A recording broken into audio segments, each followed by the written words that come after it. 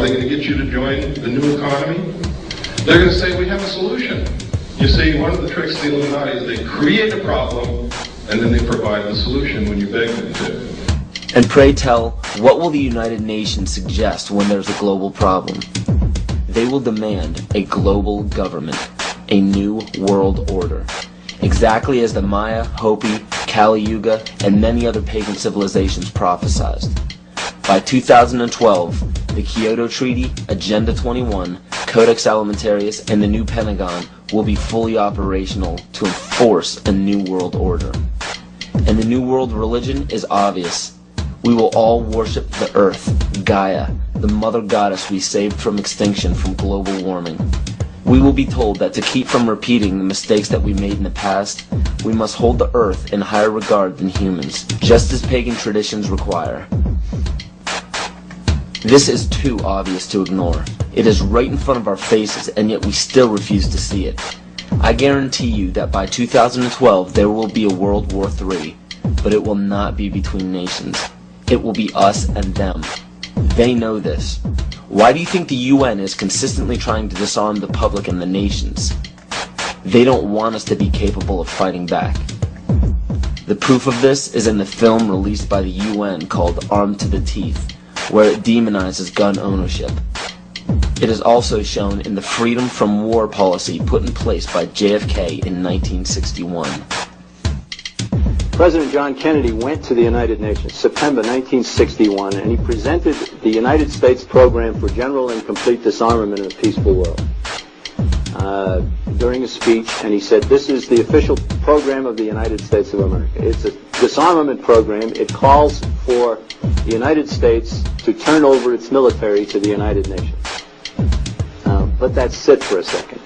It calls for the United States to turn over its military to the United Nations. The program ends by saying progressive controlled disarmament would proceed to a point where no state would have the military power to challenge the progressively strengthened UN peace force. The UN would have all military power. This policy outlines some pretty scary scenarios when you understand what it reads. It calls for the disbanding of all national armed forces and the prohibition of their reestablishment in any form whatsoever other than those required to preserve internal order and for contributions to a United Nations peace force. This clearly shows that the UN is calling for all military power to be under their control. Inspection and verification must establish both that nations carry out scheduled limitation or reductions and that they do not retain armed forces and armaments in excess of those permitted at any stage of the disarmament process. Strategic delivery vehicles will be reduced. Arms and armed forces will be reduced. And all the while, UN peacekeeping powers would be strengthened.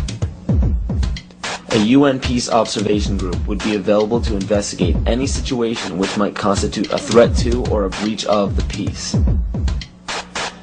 Establishing of a permanent international peace force within the United Nations, and depending on the findings of an experts commission, a halt in the production of chemical, bacteriological, and radiological weapons, and a reduction of the existing stocks or their conversion to peaceful uses. Peaceful uses of biological, chemical, and radiological weapons? Do you see how they are perverting the word peace and making this policy sound unilaterally good? There is no other way to read this publication. It clearly states that all nations will hand over their military forces to a global United Nations military.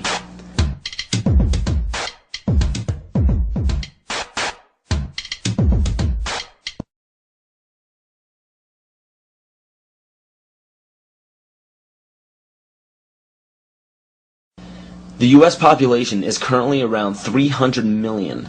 The national debt is currently around 10 trillion. So the current debt, when divvied among the American people, comes out to approximately $33,000 and has been growing at a national rate of $1.46 billion a day since 2006. Now with electronic banking, wire transfers, and credit cards, people have less physical custody of their money. As of right now, the amount of money in circulation is not able to cover the national debt. This was carefully planned since the inception of the Federal Reserve Bank. and the next planned step by the elite is already in play. George Bush signed a bill implementing the North American Union. President Bush signed a formal agreement that will end the United States as we know it, and he took the step without approval from either the U.S. Congress or the people of the United States. I think one thing people who are dollar-based need to focus on is the Amero. That's the one thing that nobody's talking about, but I think it's going to have a big impact on everybody's life in Canada, the U.S., and Mexico. The Amero is the proposed new currency for the North American community, which is being developed right now between Canada, the U.S., and Mexico to make a borderless community, much like the EU, and the dollar, Canadian dollar, U.S. dollar, and the Mexican peso replaced by the Amero. You see, the domination of government by business is called fascism. And I'm kind of wondering how many people know what NAFTA is, the North American Free Trade Agreement. Because under Chapter 11 of the NAFTA agreement, NAFTA tribunals trump all U.S. law if it conflicts with either A, World Bank's International Center for the Settlement of Investment Disputes, or B, UN Commission for International Trade Law.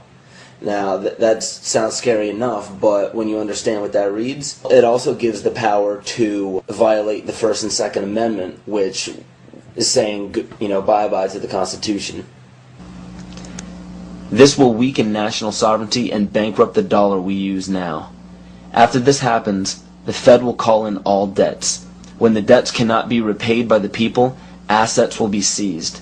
And by this, I mean absolutely everything you own, including your property, your home, your vehicle, your furniture, and the clothes on your back. This plan is already in progress. And when it takes place, you will literally be owned by the Federal Reserve Bank. This is how Agenda 21 will be implemented. The seized land will be given back to nature, and the people will be placed in smart growth megacities.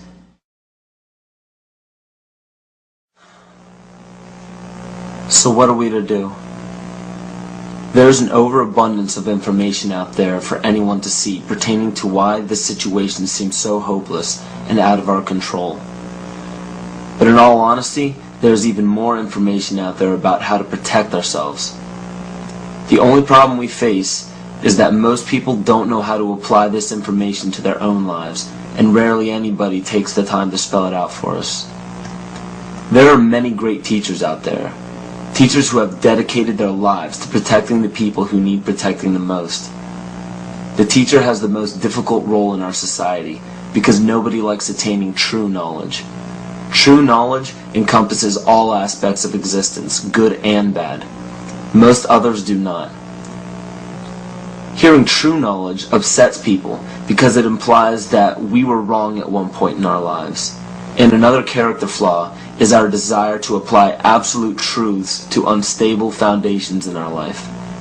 When we do so, we build a structure that we hope will define us best when we're reaching the end of our life on earth. So everything we think we are, everything we tell others we are, everything we base our life-changing decisions off of, is all depending on a foundation that could crumble at any moment. And because we've been told our entire lives that there are certain guidelines and mores we must follow to be a decent human being, we deny everything that may pose a threat to our unstable foundation. This is why we despise true teachers.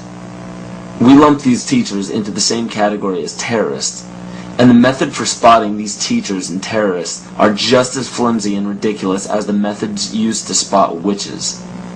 William Cooper, a loving father and husband, friend of many, simply a teacher trying to better humanity and protect fellow citizens across the globe. They became a mystery to the others, and the priesthood was born. No king ever existed without the permission of the priesthood. The kings never had the power and don't to this day. Kings exist at the whim of the real power, which is the priesthood standing behind the throne.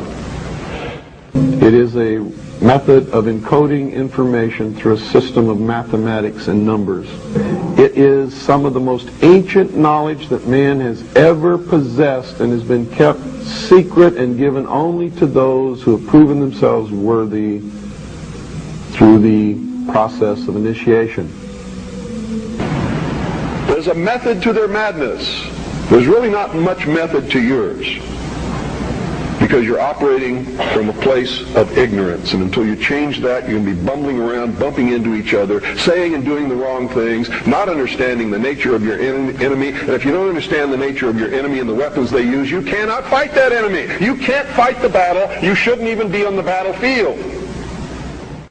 Supposedly, a CNN reporter found Osama bin Laden, took a television camera crew with him, went into Osama bin Laden's hideout, interviewed him and his top leadership, and he came out and told everybody, within 3 weeks Osama bin Laden is going to attack the United States and Israel. Now, don't you think that's kind of strange, folks? You see, because the largest intelligence apparatus in the world, with the biggest budget in the history of the world, has been looking for Osama bin Laden for years and years and years, and can't find him. Some doofus jerk-off reporter with a camera crew waltzes right into his hideout and interviews him. And I'm telling you, be prepared for a major attack. But it won't be Osama bin Laden. It will be those behind the New World Order. I wonder what Osama bin Laden's targets are supposed to be. And if they don't, if this doesn't materialize in the next 2 or 3 weeks, it will eventually materialize because they haven't succeeded in getting the guns out of the hands of the American people, nor have they succeeded in taking our freedoms away. And so I can tell you with a certainty, they must do something terrible in order to stop this backlash and regain the sympathy of the mass herds of sheeple out there. This is how it feels to be alive. This is how it... What is our common bond truly? Freedom. Freedom. Without freedom, you can't be a Christian no matter what denomination you belong to. You can't be a Buddhist. You can't own a donut shop. You can't drive from here to Oregon. You can't be an American because that's what it's all about, and it's the only thing that it's all about. Nothing else. Nothing else. You don't really understand sometimes what a terrible burden it is to know some of the things that I know and try to wake people up and impart this knowledge to them and find out that they just have walls built in front of them. They want to be slaves. That's why my broadcast scares the hell out of socialists. You see, what happens when you broadcast the truth is you piss everybody off.